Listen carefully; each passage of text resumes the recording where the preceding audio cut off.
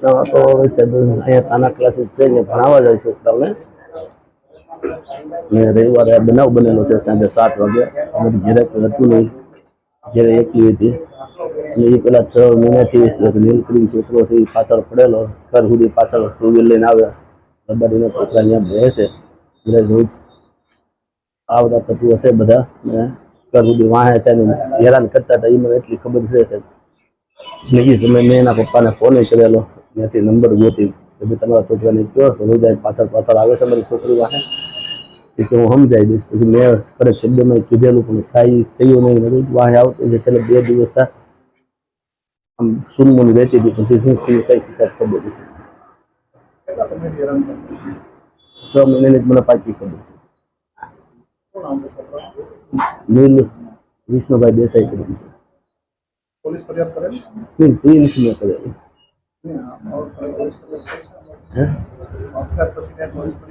નહીં પોલીસ વાળા આવીને બધું નિવેદન લઈ ગયા છે હવે આગળ જવાનું બોલાવ્યા છે विजय मांगू के देखो समग्र गुजरात ની અંદર આ પ્રકારની ઘટનાઓ વારંવાર બનતી હોય છે ત્યારે આવા નરાધમો કોર્ટના માધ્યમથી સરળતાથી છૂટી જતા હોય છે। મુખ્યમંત્રી શ્રીને આપના માધ્યમથી એટલું જ કહેવા માંગુ છું અને પાટીદાર સમાજ વતી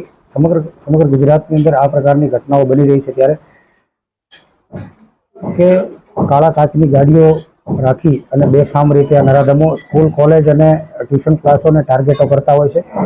વિદ્યાર્થીઓને વિદ્યાર્થિનીઓને આ પ્રકારે ફોસલાવી પટાવી અને બ્લેકમેલ કરવાનો ધંધો કરતા હોય છે। વિદ્યાર્થીઓને વ્યાજના વીજ ફસાવી અને એના માવતરને મજબૂર કરતા હોય છે કારણ કે અમારી સામાજિક રૂઢિચુસ્તતા હોય છે કે દીકરીનો બાપ કે દીકરાનો બાપ ફરિયાદ કરવા જઈ શકતો નથી એ સ્વાભાવિક દરેક સમાજની અંદર હોય છે અને એના કારણે મજબૂરીનો લાભ લઈ અને આ પ્રકારના અસામાજિક તત્વો વિકૃત માનસિકતા ધરાવતા અસામાજિક તત્વો જે છે તે એનો લાભ ઉઠાવતા હોય છે અને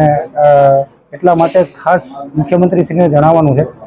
આપના માધ્યમથી કે આ પ્રકારના જે આવારા તત્વો જે સ્કૂલ કોલેજ અને ટ્યુશન ક્લાસોને ટાર્ગેટ બનાવીને જે ગાડીઓની ઘોડી ચડાવીને કાળા કાચની ગાડીઓ લઈને જે નરાધમો ફરે છે જે નરાધમો ખુલ્લે આમ એમ કહે છે તંત્રને પડકારે છે કે